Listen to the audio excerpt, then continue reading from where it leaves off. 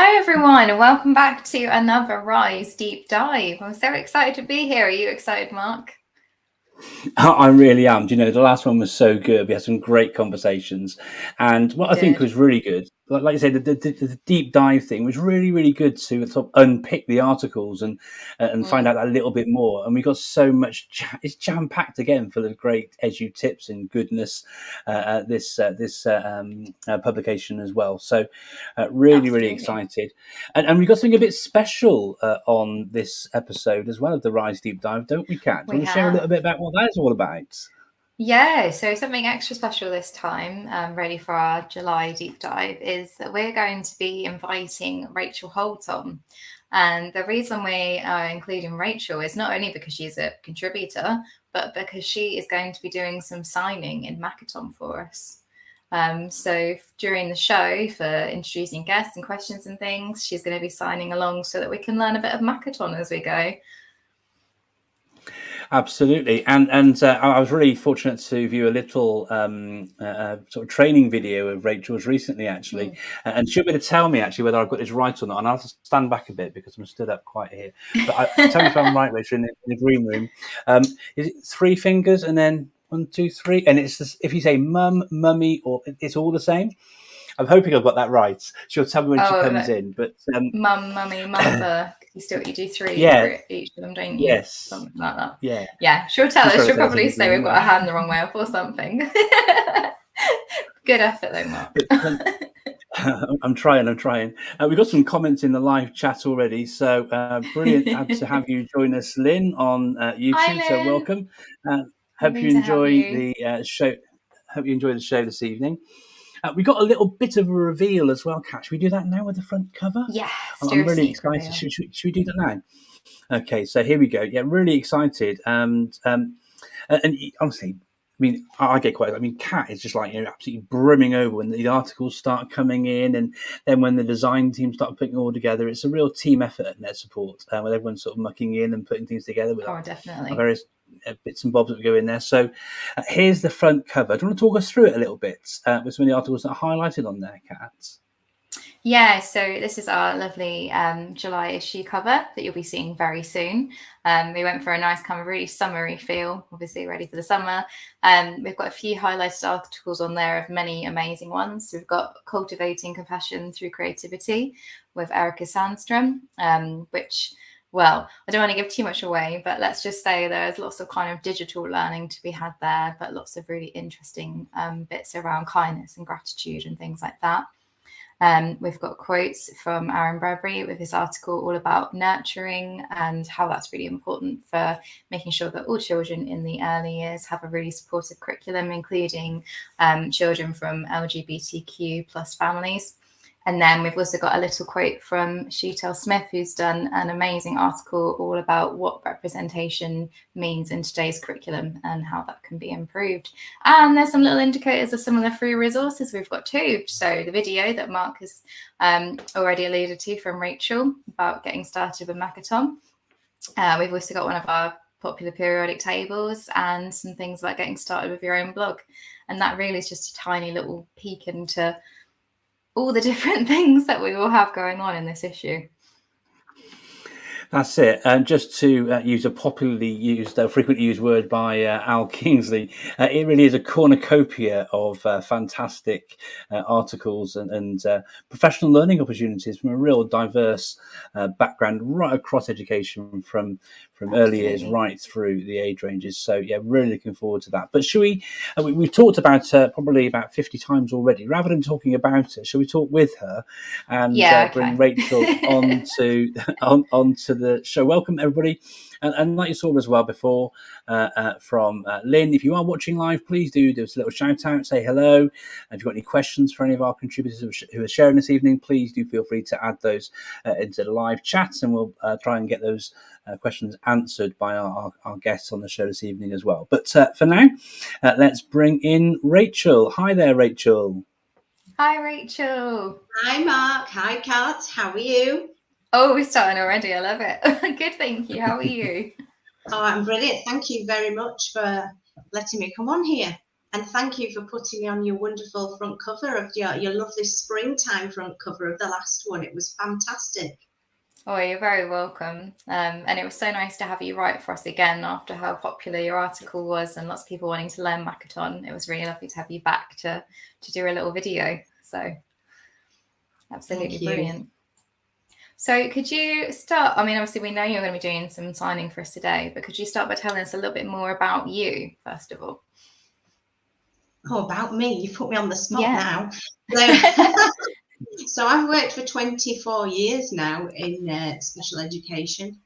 I very quickly found I liked the communication and interaction side of things. I always loved Makaton. I always used it in the mainstream nursery setting where I was working at the time. So I just decided to do a bit of a step further and become a Makaton tutor. So back in 2013, became a local tutor, and I'm just doing my regional tutor now. So being assessed at the moment. So if anybody's watching me at the moment, be nice. I'm getting there. So there will be some things that I may get wrong, but because I've got to translate and they're very strict. But no, I think I'm good to go. No, that's fantastic, Rachel, and thank you so much. I really appreciate it. Can you tell us a bit more about your video that you made for this new R.I.S.E magazine? So getting started, so learning Makaton, what I decided to do with this issue was to just do a little 20-minute video, and it tells you a little bit of the background of Makaton and why we do it, who it's for, and then there's a few signs that I've that I demonstrate for you to have a little try out, because it shows how we use the position, direction and movement for it to make meaning for our pupils that we use it with. I'm a very, very big advocate for Makaton, as you know, but also BSL. I think more people in general should be signing.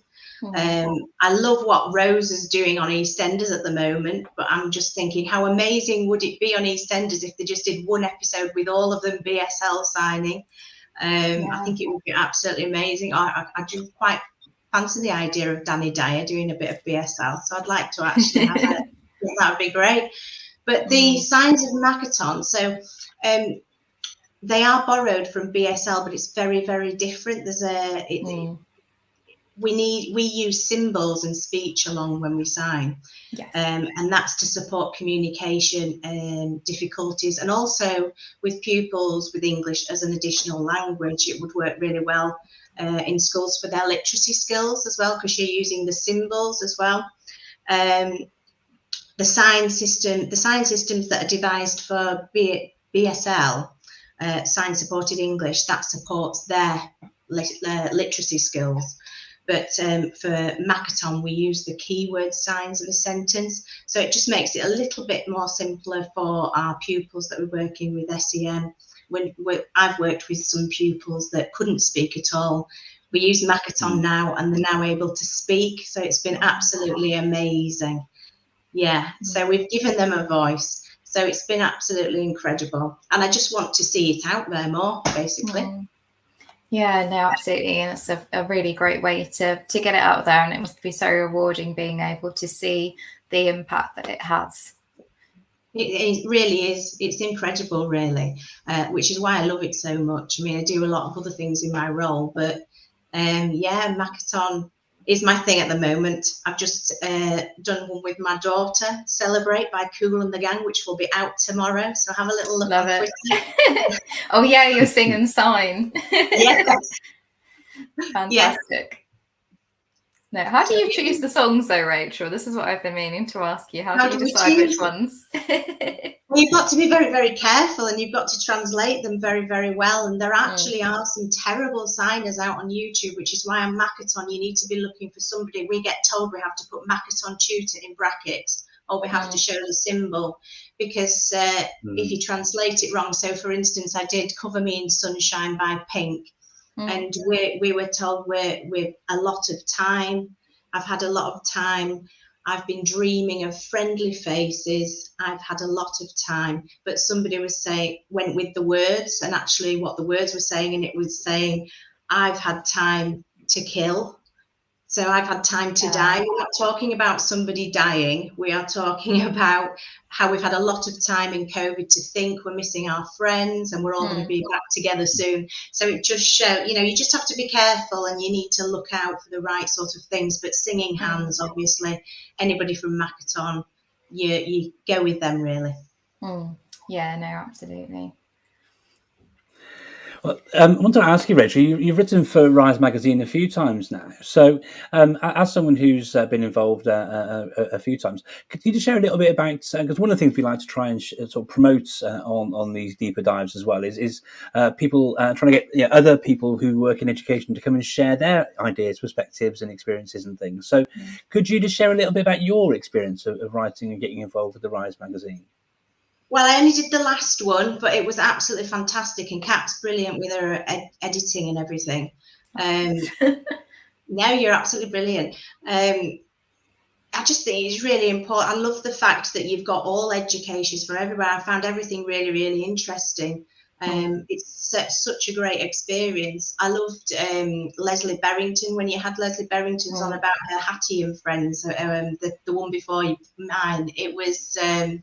that's brilliant, because having children with disabilities in books but not actually mentioning it in the book, because that's what we everyday life, we see people in society like that all the time, and we don't want to make big issues of it. We are just people, we're all people, and we all need to be inclusive. So I just love the R.I.S.E magazine for its inclusivity. You're inviting everybody in and sharing everything. Yeah, no, thank you, Rachel. That's really lovely. Yeah, thank you, Rachel. For those of you who would like to connect with Rachel, you can see her little bio going across the bottom there. You might have to grab a screenshot to just catch the numbers after Rachel's handle there, but it's 82471802. Sounds like my mum's old phone number. But Rachel Holt, 82471802. And didn't start with 07, so you're okay. You're not gonna get lots of phone calls, Rachel. I did want to say as well. Sorry, and I was just going to say, while Rachel's here, before we think about bringing anyone else on, I loved how in your video you also shared how you have Makaton symbols all around your school environment as well. So you had the signs and symbols and things. I thought that was really interesting. Yeah, you can use it for all sorts. I wanted to put on some ideas. So yeah, visual timetables, going shopping lists. Asda actually have sort of shopping list that you can go and get now, all Makaton symbols. So I think all supermarkets should do that. I want to get it everywhere. I want it to be in airports, but I want it to be everywhere. So I just feel like more people need to be signing. Absolutely, advocate for it everywhere. Yeah. And BSL. Absolutely. Mummy is 2 taps. Mummy, and Mum. But you did really, really well. I tried. You did very well. It's just the 2 taps. 2 taps. Yeah. I will try again. I will try harder, Rachel. You're doing really well. I'm very impressed. Thank you. Positive reinforcement there. Thank you. So, Rachel, you're involved in the show across the show this evening. Do you want to share a little, or did you, Kat, want to talk a little bit about how Rachel's going to be involved in the show this evening? Yeah, I mean, I guess I could let Rachel do it, to be honest. So, Rachel, what are you going to be doing for us this evening? So a little bit of introducing people. I think you're going to cue me in at the right point. So everybody's article I've translated into Makaton. And then the questions I've translated into Makaton. So yeah, just cue me when you're ready and I'll just show the Makaton version. Yeah, brilliant. So I'm really excited for that. So should we bring on our first guest, Mark, so we can see that in action? Yeah, absolutely. So welcome to the R.I.S.E Deep Dive, Meet the Contributors, to Mr. Al Kingsley. Welcome, Al. Welcome, Al. Hi, Al.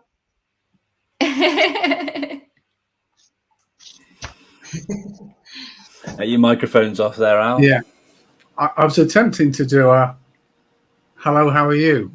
Having done my... Oh, well done. Oh, very good, Al. I felt like I should have practiced before this. Good to see you, How folks. are you? Yeah, good to see you.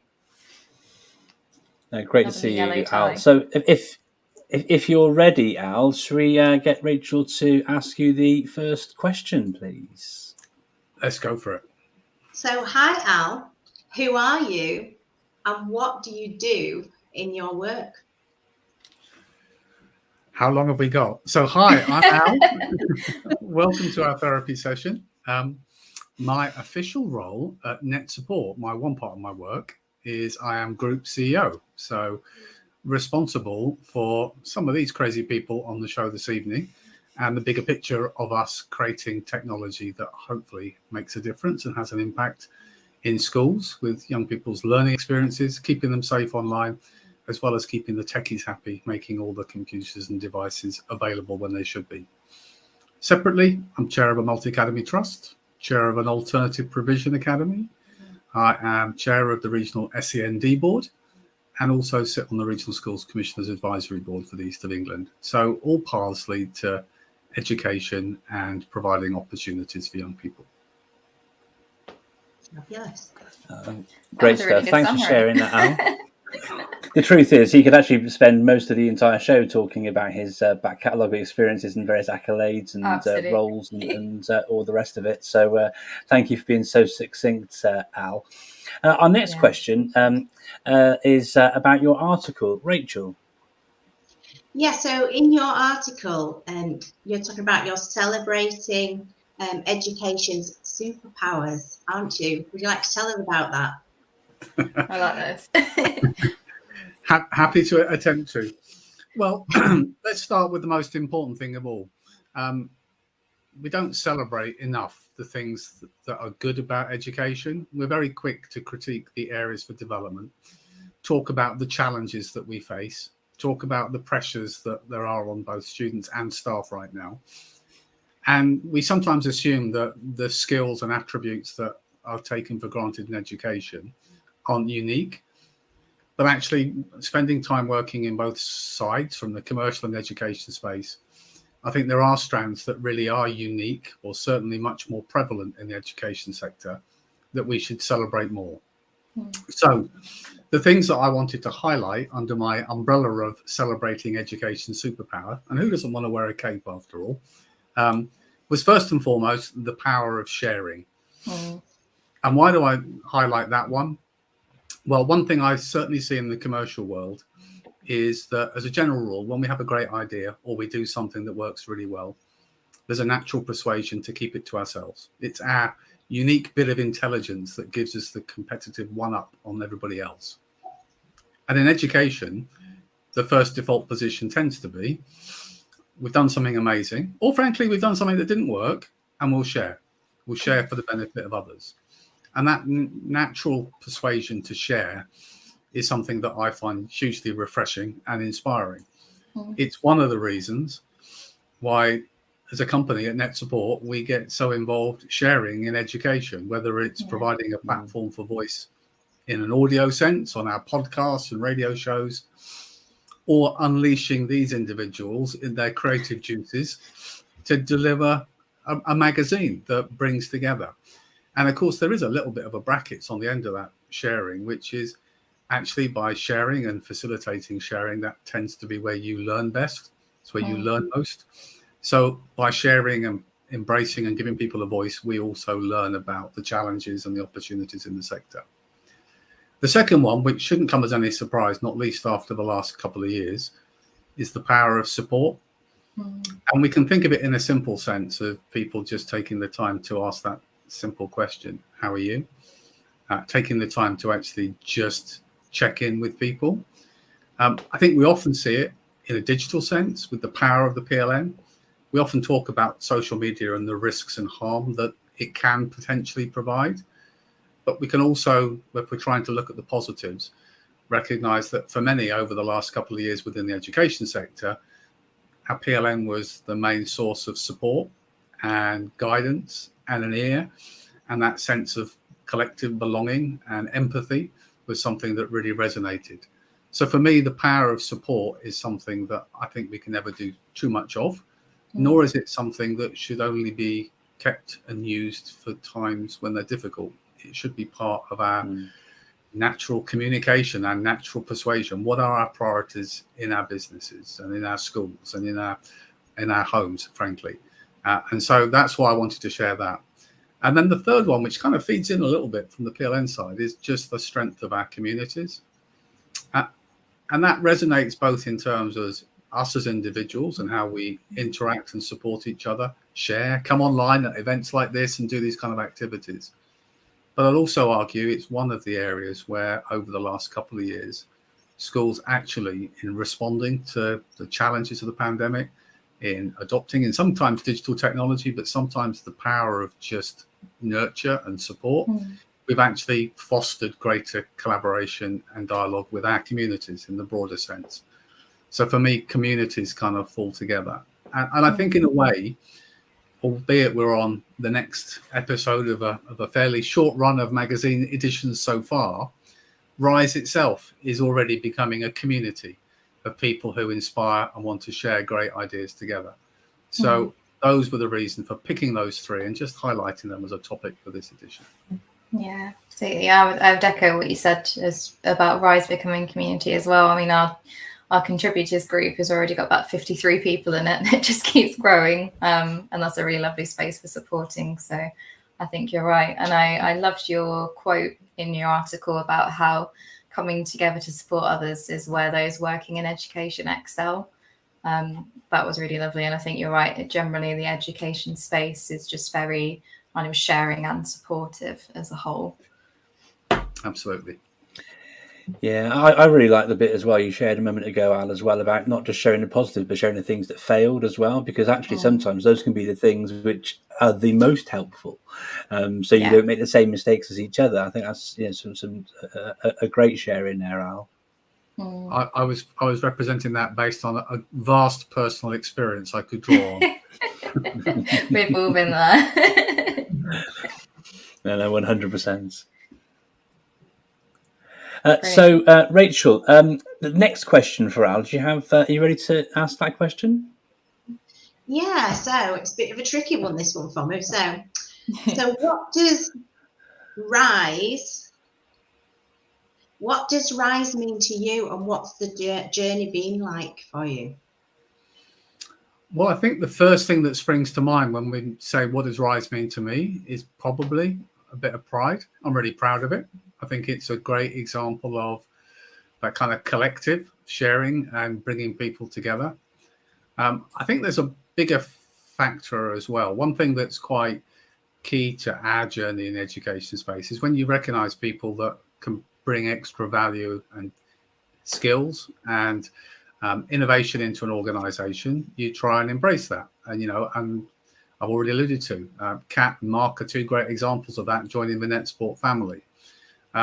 Kat, I think it's fair to say, she won't mind me saying, tends to always be thinking of new things that she'd like to get involved in and stretching herself. And I kind of feel as an organization, when you've got great people, you want to give them the opportunity to try new stuff, create, innovate, do new things that broaden the kind of ideas that you have already. So R.I.S.E was also an opportunity to really take some of those kind of obvious skills and alignments that Kat had got, but also do something that wasn't what we thought educators would like, but actually something that we knew would be, co-production's at the heart of what we do when we create solutions. And it's the same in the way that we create content. Why not get people who are looking at it and recognizing what's useful, what's interesting? We don't want just pretty pictures. We want stuff that people can actually take away and say they're great snapshots, things to share, things that might save a bit of time, things that might just resonate and say, phew, it's not just me. And along the way, sharing a few pets and other activities is just a different side of what we do. So R.I.S.E really empowers in many ways the heart of what we always try and do at Net Support, and something that I've tried to do personally for the last 30 years, which is, as much as you learn from any space, as much as you gain, I think it's morally incumbent that you give back in equal measure. And it's easy to talk about that, but actually it takes a bit more time, planning and cost to actually, act it out. And I think R.I.S.E is a great example of, no, we don't just say we're part of the education community. We want to foster it. And actually on our journey, We find loads of great educators who've got great ideas that perhaps previously haven't had a chance to share their ideas with a wider audience. And that for me is a win as well. But all in all, yeah, definitely for me, it's about pride. Brilliant. Yeah, well, that's lovely. Brilliant. I think we all have Brilliant. Thank you for pride sharing there. that out.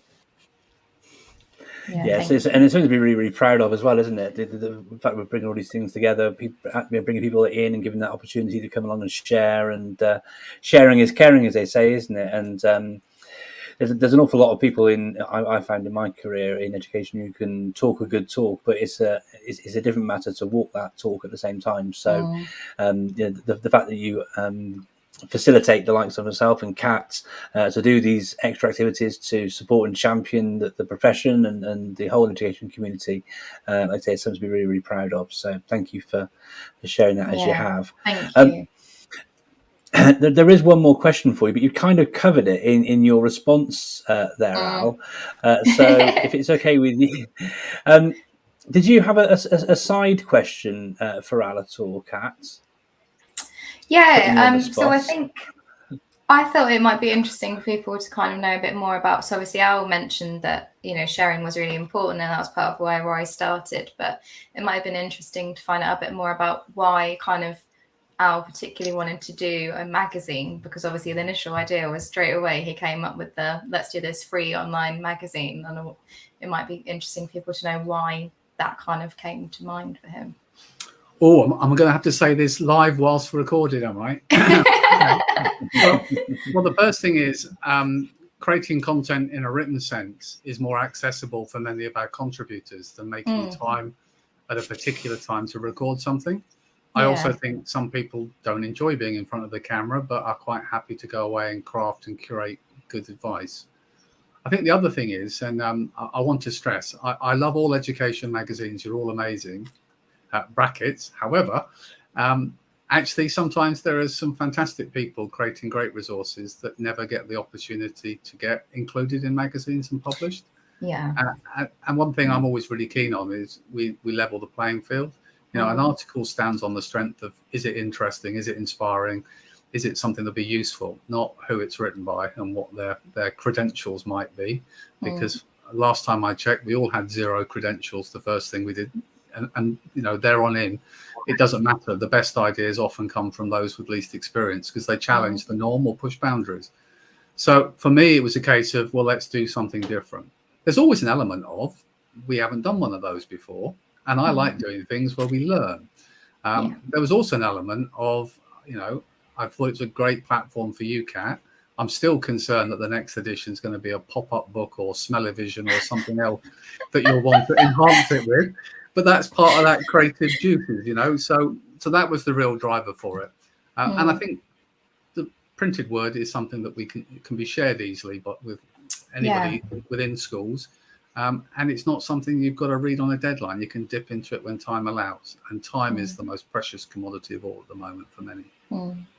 Yeah, absolutely. I think that makes a lot of sense, that it is something that's quite accessible for people, and that it is something that, like you say, people can dip in and out of and fit around their time as well.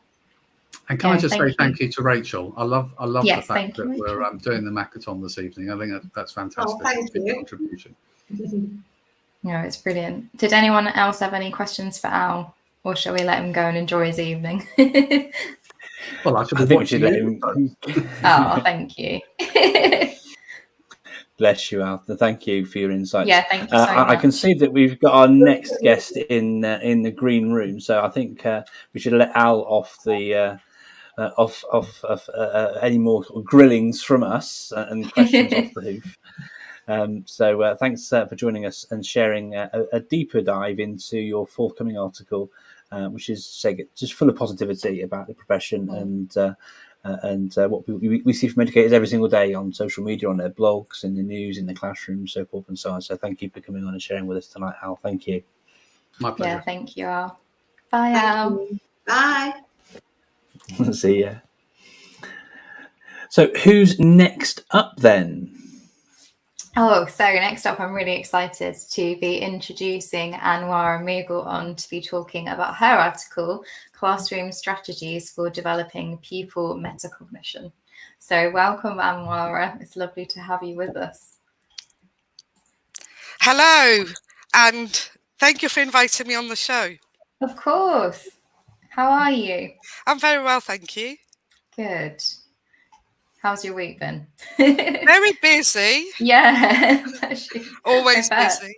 Yes. Oh, always. Especially now it's getting closer to the end of term, so absolutely no surprise. Well, thank you for your time this evening. It's so lovely to have you here. Lovely to meet you all at last. Yeah, exactly. Talking over Twitter, but nice to do it kind of face to face, camera to face. Yes, absolutely. Brilliant. Rachel, would you be able to give Anwara the first question, please? I would. Hi, Anwara. Hello, Rachel. Finally, yes. So would you like to tell us who you are and what you do in your work? So, obviously my name is Anwara Miguel. I've been a primary school teacher for 16 years now. I have held various roles in senior leadership, middle leadership, and I am the author of Think, Metacognition Powered Primary Teaching. I'm currently in the process of writing some courses on metacognition. So I'd say watch this space for the new academic year. Yes, I've got lots of little things in the pipeline to do with metacognition. It's one of my passions in life to get the word out there about metacognition, because I'm a firm believer that given the current climate of rapid change, that understanding ourselves as learners is going to become huge and really, really important to get through, the pandemic, and to get through basically the way that life is changing for us all. Yeah, no, absolutely. I think you're right. And I think anyone that reads your article will understand how that actually would really relate into all those aspects and how metacognition can actually be really significant in that. Absolutely.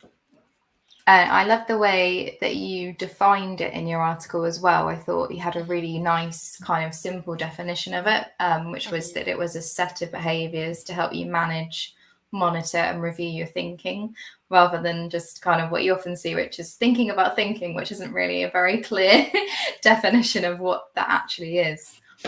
No, and thinking about thinking can mean so many different things. And I think what's really important is that we kind of highlight what's really important about it. And I think sometimes we need to broaden the definition before we narrow it again, because sometimes people look at it and they think, oh yes, thinking about thinking, I know what that is. But thinking is very messy. When I think of thinking, I think of like Bart Simpson. And I think of, all the chaos that's created in a show like that. And that's how I see how we think. But in order to kind of utilize our thinking skills, I would say, is to unpick exactly what it means, because everything is interrelated. As I've mentioned before, our behaviors, our emotions, we can't really separate our emotions from thinking and learning. Everything's modeled up in our brains. So I think it's really important just to separate out all the strands and then recombine the definition again. Yeah, no, absolutely, that makes sense. One of the things I really loved about your article as well, Anwar, was the actual, and you can clearly see that you're a really skilled practitioner as well, from the great sort of practical applications and the thinking. So the activities you shared inside the article, I mean, if that's just a snapshot of what your book's got in it, then get yourself a copy of Anwara's book, because absolutely. there are so many hands-on practical takeaway tips. And what I liked as well, I mean, you're a primary practitioner, I'm a secondary practitioner. Actually, what you were talking about there, learning's learning regardless of the age for a lot of things. And so I could easily see how transferable some of the things that you shared in the article too would be for secondary practitioners as well. So I think it, I've got a chance to read the entire book yet, obviously, but I think there's going to be some fantastic, there'll be some more things in there for people to sort of take away and to sort of apply to their practice, which is all for the better, really, isn't it? I think you mentioned there about Hattie talking about how metacognition can be one of the biggest, and the Education Endowment Foundation said similar things, haven't they, about how metacognition can be one of the biggest markers for improvement in progress over time. Really, really enjoyed it. Lots of great takeaways. Can't wait to get it the magazine out there as well, so we can share it. Thank you. Yeah, definitely. It's one of those things that, you know, when an educator looks at it or they read the book, they may think, okay, how is this something that's tangible that I can implement into my classroom? Because obviously it's based on academic research, and often we don't see the link between the research and what we are doing in the classroom. And that can be one of the difficulties, but also then coming up with like a toolkit, which is what I've tried to do with the article, of strategies that you can implement straight away. I think that is the next area of development, but it's absolutely amazing. Like when I see metacognition in teaching in the classroom and I can see in action, it feels magical. And a child turned around and said to me one day, he said, "Mrs. McGill, why is it that when you're sitting next to me, I can actually, you know, answer reading comprehension questions? You know, you must be magical." And I thought, oh, that's an interesting way. Magical, Miguel. Magical metacognition, I would say. Yeah, absolutely. And what obviously that pupil wasn't realizing at the time was I was developing his thinking processes and reflective processes where he could work independently on answering his reading comprehension, but he was not aware of that. He just thought, oh, she's sitting next to me, she must be magical. But that was not the case at all. Yeah, absolutely. Oh, that's amazing. The tips you've shared in the article, when I was reading it, I felt like I was at a teach meet, and I was just getting lots of little takeaways.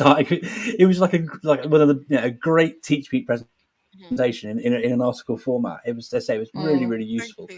So I can't wait to get that shared out there. Really, really good. Now, I'm mindful that I'm nattering on here, Kat, and fanboying over our article here, so I'll be quiet.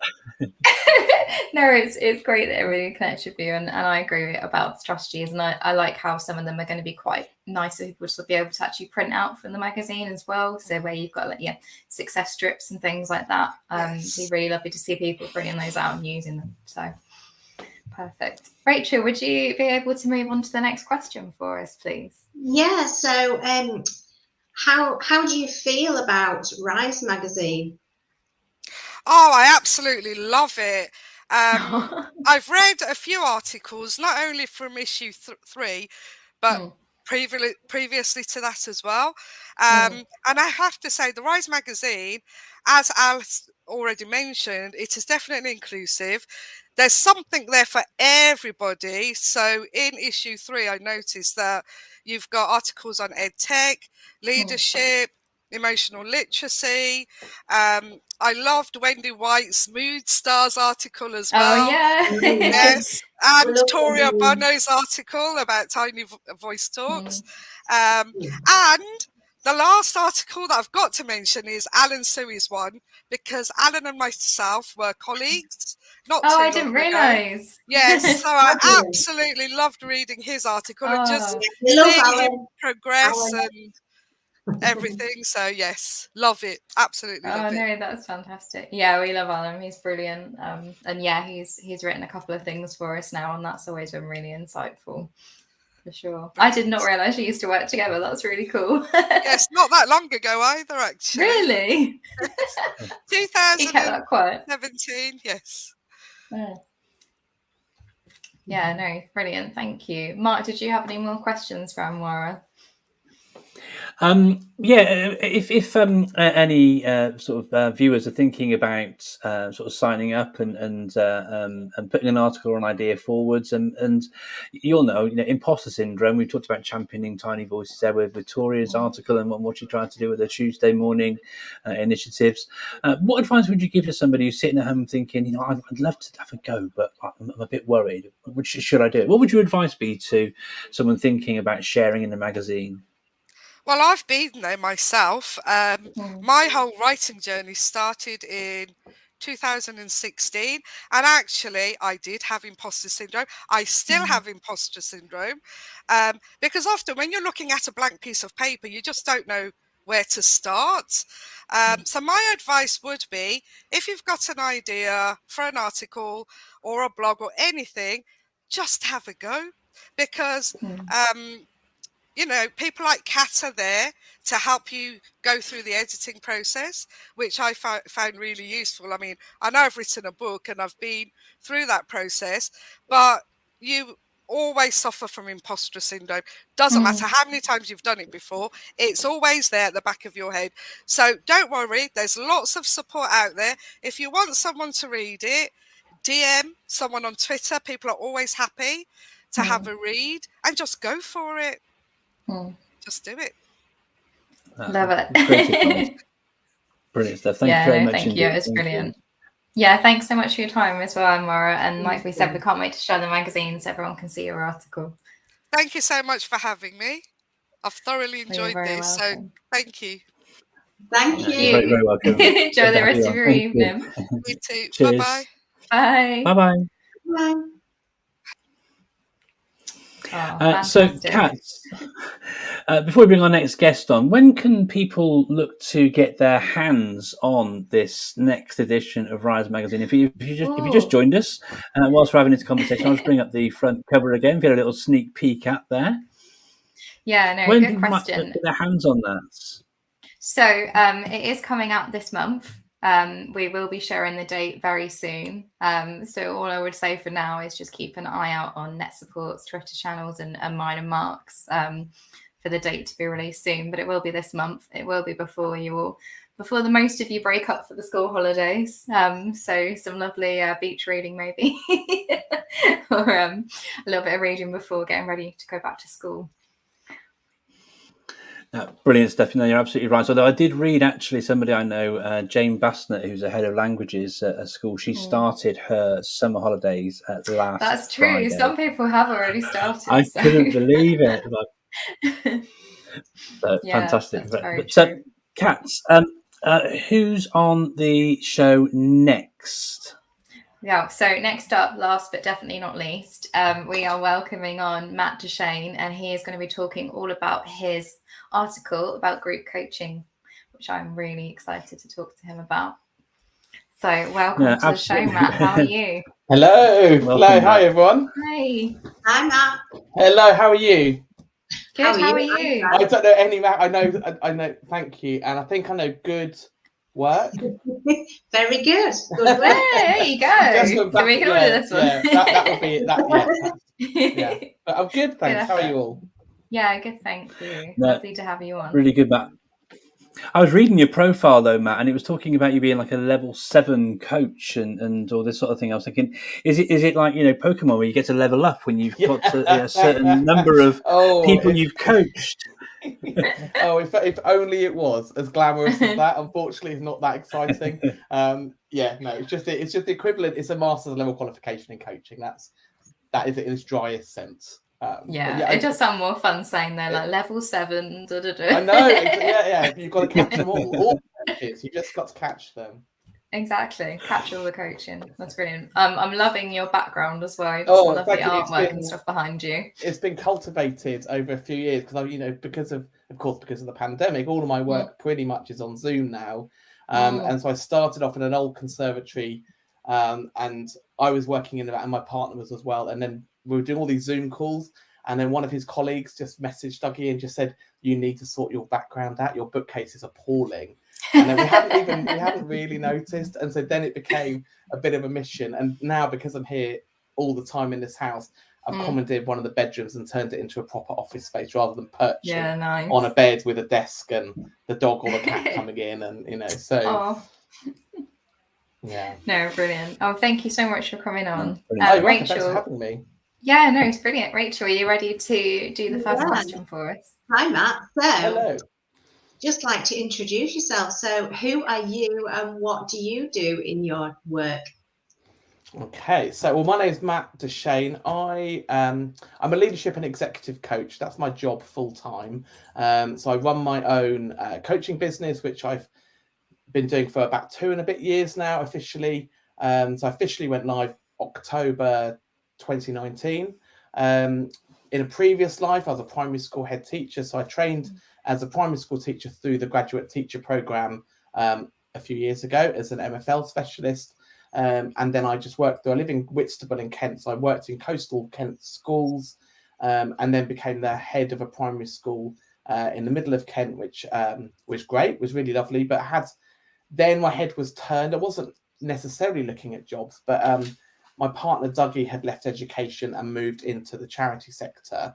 So we thought, well, maybe there's something there. And then a friend just saw this ridiculous job working in between London and Northern India for a children's charity, doing leadership work, coaching support with 230 rural and tribal schools in northern Gujarat.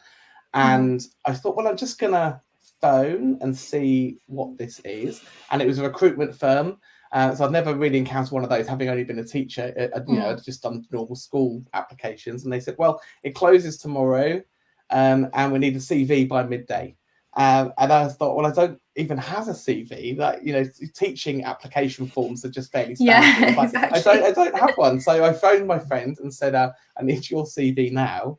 And then just overnight crafted it, thought, well, I'll just see what happens. And I was just, and I got through, got the job. So I spent 3 years working. I was out in India every 6 weeks for 10 days and then traveling back to the UK. Wow. Doing incredible work. I mean, it's a job that I look back and I think someone, like, if I think about my background and growing up, like, it wasn't a job that anyone like me did. I didn't know anyone who did it. I didn't even know it was a possibility. And that was great. But I left that in May 19. I'd had some challenges personally with the organisation, and it just didn't work for me for at least a year, I think. And so I left with no job to go to. And just reassessed my life and thought about what I wanted to do in the world.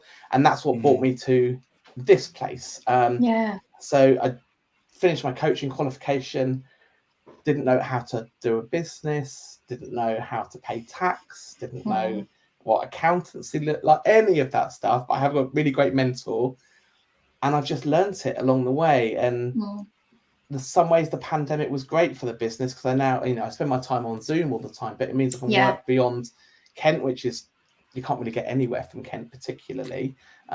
So I spend all my time on Zoom. So I've done 6 hours of Zoom today. I've got another 6 tomorrow.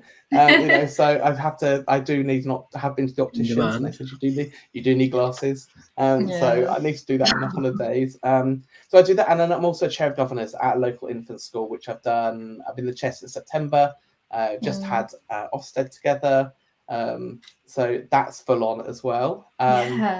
But yeah, I'm very lucky. I'm in a good space and have a great job, and things are good. So that's me in a nutshell. Wow. So much has happened in the last few years. That's such a huge transition, and to learn obviously all of the things that you've had to learn, running a business and all that kind of stuff. That's amazing. I'm still learning those bits. I'm very lucky. I've got a good accountant and QuickBooks. That's really all I need. I think the rest of it can kind of fall into place. And what I've learned is that I don't want to spend too much time doing those bits because I don't understand them, but 2, I find them really dull. I'd much rather spend all my time coaching. So I'm lucky that I coach loads of head. Yeah, that's it. And I'm lucky I coach loads of head teachers, loads of leadership teams, and that's where I get my joy. But equally, I do have a mortgage to pay and bills, so I have to set time aside for the other bits. That is brilliant, and it makes total sense. Obviously, you wrote an article. It's a significant and sustained change with group coaching, because obviously everything you do is about coaching. So it's really lovely to have that piece from you. Rachel, would you mind doing the next question for us for Matt? Yeah, so would you like to tell us a little bit about your article and why you wrote it? Yeah, so I don't know Kat, apart from this is the first time we've met, but we've interacted on Twitter quite a lot. And I live and breathe coaching in one way or another. It just is, I'm very lucky that I work in this space with amazing people, and I get real energy from working with others and being able to kind of vicariously impact on young people's lives. That I don't do it myself. You know, the bits of like people say to me, "Oh, do you miss being a head?" And I'm like, no, not really. Sometimes I do, but the bits that I really miss was the children. That's the bit that's why you become an educator. So you want to work with young people and change lives and transform them. So I get to do a bit of that vicariously now by doing really good work with head teachers. Hopefully that's going to impact on their staff and then in turn their children. So that's how I get a bit of that fix. And so I put things about coaching out. I've done a couple of podcasts. But when you asked me about the writing, I'm not a writer. I've discovered I'm completely a talker, as you can tell. But I'm not a writer. I find that a bit more challenging. So the article's about group coaching. So I do a mixture of one-to-one coaching and group coaching, and it was about how there are different models of group coaching. So you have some that are within a school or a trust where people work for the same organisation, that can be led by either an external coach or can sometimes be worked internally.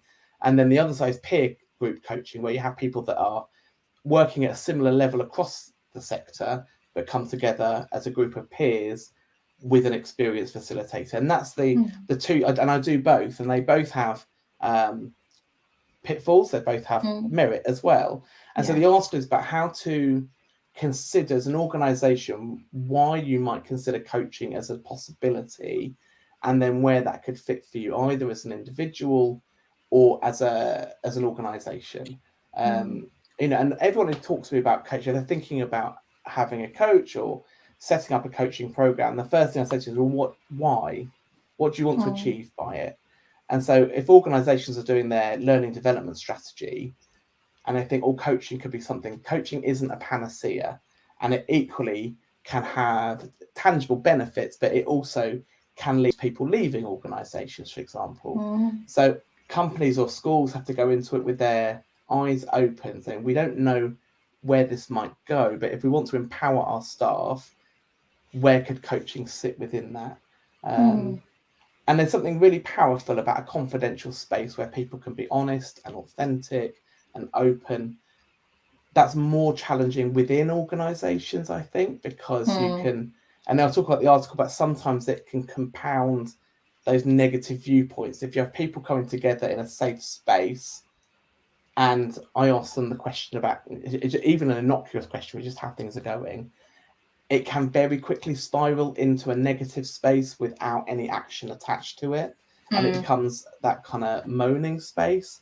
And that isn't what coaching is. Coaching is transformational if it's done well. And so you need a facilitator who can, and I've learned this the hard way, who can pull it back and challenge and say, we need to reframe and recontract what this space is about. So yeah, it was just some of the things that I've learned, and then some tips about how you can, the things that are the questions to ask yourself if you're considering coaching either one-to-one or as a group, and how the benefits might work. Yeah, and I thought it was really useful how you laid out those top tips and questions as well. So that's kind of really helpful for if someone is thinking coaching might be for my organisation, they can kind of work their way through those questions and make sure they get the right approach for it. And because, you know, and it's not cheap, you know, it is an investment. Sorry, Mark, it is an investment. Exactly, I was going to say then that you mentioned the terms of when things can go a bit awry about recontracting. One of the things I really liked about the article was about where from the outset you're really, really clear about people's roles, how you act in those groups, and really sort of setting those terms out and that contracting right at the very get-go. I also really liked about how you talked about, like I say, the pitfalls and the benefits and the pros and cons of maybe distance or peer, how having a wide geography can actually be really helpful, but then other times actually having more information on a local context can be more helpful. There's so many great tips and takeaways there, and overarchingly really it goes back to what Al was saying before, which is about, you could just go, right, I'm going to keep my coaching tips to myself. But actually, what you're doing is really sharing openly about the benefits, what it can do, and then some of the right way to go about doing it. So kudos for doing that. If someone was thinking of getting into coaching who hasn't read the article yet, obviously we want you to read the article. But what would you suggest is a good way of sort of getting started? Well, as a coach or into getting into coaching, becoming a coach? I was thinking more about sort of receiving coaching, because it's all the buzz. I mean, it really is, and it's an experience that I found particularly helpful for me. I used to work with a colleague, Zoe Elder, and she coached me when I was in my one of my first leadership roles, and it's really quite taxing, isn't it? It's exhausting. Absolutely. I left our sessions both jubilant and absolutely shattered in equal measure. And with a to-do list like this as well. So, I'm guilty. I'm really guilty of that. I have a couple of clients who just say, "Oh, Matt, I've just got this long list." I'm like, "No, but it will help." I think. Well, for me, actually, my work has grown through Twitter and word of mouth, and that's how the recommendations have happened. And I think that, for me, that's worked really well. So I don't do tons of marketing, whereas I know other people, that's the approach they've taken. I think everyone does it slightly differently. What's been powerful for me in terms of that growth is that because I'm so open on Twitter, people buy in or not before they contact me, is what I found. So the people that come to me and say, I'm really interested in working with you, they've already got a sense of me and how I work. So how I am now is not vastly different to how I am in terms of the interactions I have in coaching. And I think it's that, but word of mouth, I think there's enough space for everyone, is what I say. That's why I'm not precious about sharing things. Obviously, do by me. But there's enough space for everyone to work, and some people prefer face-to-face, some people are quite happy with virtual, some people want a hybrid version. So I think there's room for everyone depending on how you want to approach it. And I think it's then just talk to the coach and say, what can I expect from you? Because we all work slightly differently. What's it going to be like? What can I expect it to be? And Mark, you're right. It's a tiring space, but it's also an uncomfortable space at times, because particularly a one-to-one, if you're talking about yourself and there's something like, so I coached someone and she said, there's 3 people you should be truly honest with. And that's your doctor, your bank manager, and your coach. And she said, that's it. Because if you're not honest, you'll never get the benefits from any of those people. Just tell them the truth. And that's the thing with coaching, is you do expose yourself and your vulnerabilities, but actually that's where the magic happens, is that, often the engagement might be 6 sessions or so. And the first couple, you're getting to know each other. But in session 3, it goes really deep, and a lot of people cry or get emotional. Because actually it's a really liberating environment where you can just be truly honest with someone who's not going to judge you. It's confidential with all the safeguarding limitations. But also I have supervision, so I go off and I offload to somebody else. They know that I don't carry their baggage. So there's a safety in that for them, that they don't, in schools, if you say to them, how's your delegation? They're always concerned about passing workload on to somebody else. Whereas for coaching, I don't hold any of the load. It goes to someone else. That's a great answer, thank you. I'm a huge advocate for myself as well. Jumping off completely aside though, but Kat will get this reference. I love that your husband's name is Dougie. My youngest son's name is Dougie. So is that what you've just been thinking every time you heard that name? You're like, it's a good name. I agree. It's a good name. Yeah. Thanks for your insights and sharing it. I couldn't help myself. You managed to mention your son and Pokemon in the same little section. I know. No, thank you. And I really liked the way you described coaching in your article as well. So you said it was an ally that walks alongside the person they're coaching. So I think sometimes there are some misconceptions around coaching, that it's therapy, and obviously it's very different. So I think some of those analogies that you used are very helpful in defining that difference between the two.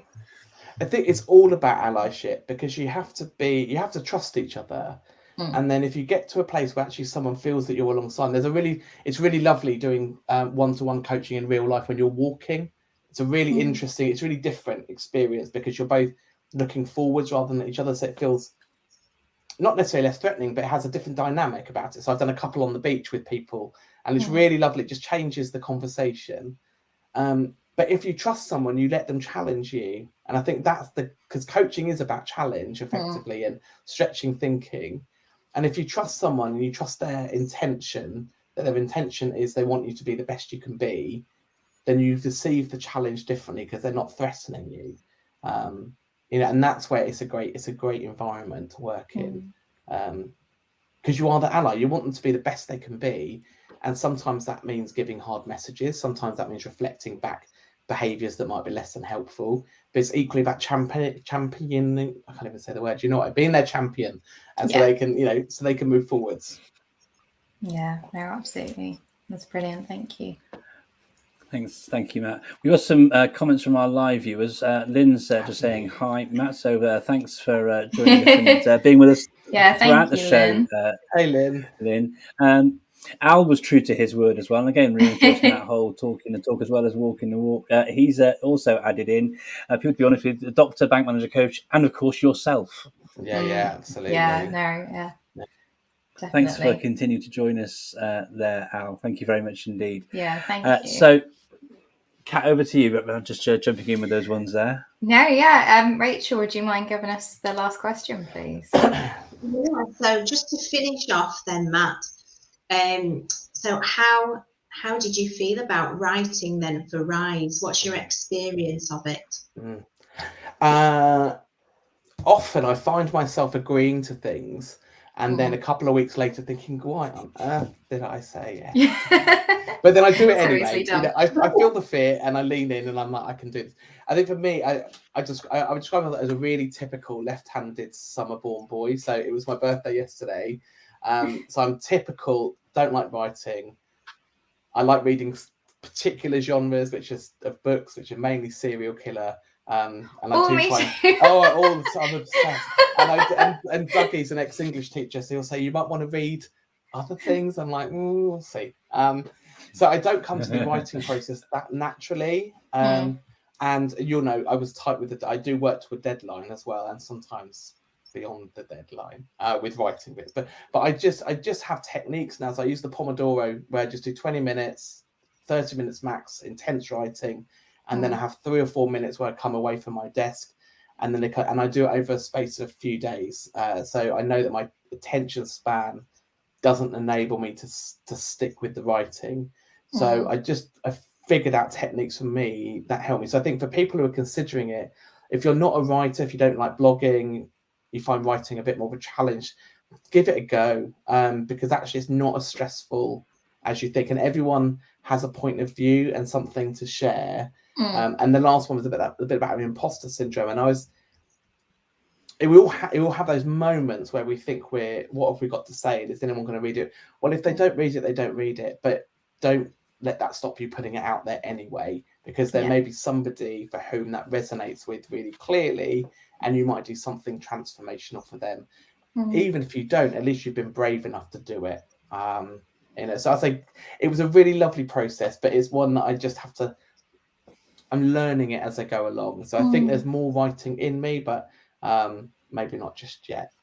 Yeah, no, absolutely. Thank you. And I think it was important, like you say, to talk about strategies and things, because everyone is very different in how they work. But you're right, it is about kind of getting something across that someone could learn from and benefit from. And I'm sure people will from reading your article. Oh, thank you. I hope so. I'm looking forward to it, Matt. Yeah, Rachel's excited now too. Yeah, thank you. Brilliant stuff. Well, listen, thank you very much for joining us on the show and sharing this evening, Matt. It's been lovely to meet you properly. Thanks for having me. I can't say IRL, but let's call it VRL, I guess, virtually real life. And look forward to being able to sort of share your article more publicly in the R.I.S.E magazine. Thank you very much indeed. Thank you so much for having me. Thank you. And take care, everyone. Cheers. Yeah, take care. Enjoy the evening. Thanks, Matt. Thank you. Wow, fantastic stuff from everybody today. That's it. The time's flown by massively as well. Thank you so much for joining us and sharing, Rachel. Yeah, thank you. You're welcome. Thank you very much. Yeah, it's been amazing having you on. Indeed. My last little question is for you, Kat. We've been talking loads and loads about R.I.S.E magazine. We've got the R.I.S.E Edu Mag hashtag that people can sort of follow on Twitter. We've all got our handles showing. So, and if you want to reference back for Rachel's, there's hers just there. So if you wanted to follow Rachel, you can easily do that from that one there. But where do I get hold? I mean, if I'm thinking, do you know what? I haven't read any of the R.I.S.E magazines. Really keen to have a look at them and hear some of these things that, Emma was talking about previous editions, and Rachel's written for previous publications as well. So where can people go to find out about the previous ones, and where can they sign up to find out about the new one, Kat? How do we get involved in all of that? So basically for all of that, if you go onto netsupportsoftware.com/R.I.S.E-magazine, it's just on the bottom there as well. You'll be able to go on there and subscribe, and then that means you'll get access to all the first 3 issues straight away. And also when the 4th one comes out very soon, that will go straight to your inbox as well. So you'll get all of that. And equally, if you're interested in being involved in it, there's a form on there that you can fill out to become a contributor as well. So everything that you need really is on that one page. But also, like Mark said, you can always get in touch with us or send us a message if you just have a quick question about it as well. Brilliant stuff. Thank you very much for sharing that, Kat. So thank you again, Rachel, for joining us this evening. It's been lovely to meet you properly. VRL as compared to VRL. Coining that one now. And a TM that on the end. Yeah.